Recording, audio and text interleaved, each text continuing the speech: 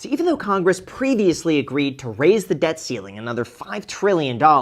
how they actually allocate that money is a different story entirely. Usually in a typical situation, budgets like this are agreed upon by September 30th of the current year to allocate for the next year, and if that doesn't happen on time, we have what's called a government shutdown. Now, even though it seems a little ridiculous that the government could quite literally shut down because they can't agree with how to allocate their budgets, under the Anti-Deficiency Act of 1884, federal agencies cannot spend or obligate any money without an appropriation from Congress. As a result, a worst-case scenario here is that all non-essential spending would basically be put on hold, including a big one, the collection, processing, and dissemination of government data, including employment and inflation figures, of which the Fed needs to make their next rate decision on November 7th. So before we talk about the impact this is about to have on you, your money, and the economy, it's important to understand why this is happening in the first place, because it's probably not what you're expecting. Like I mentioned earlier, government spending works on an annualized basis, with laws that get passed that dictate exactly how future funds are spent.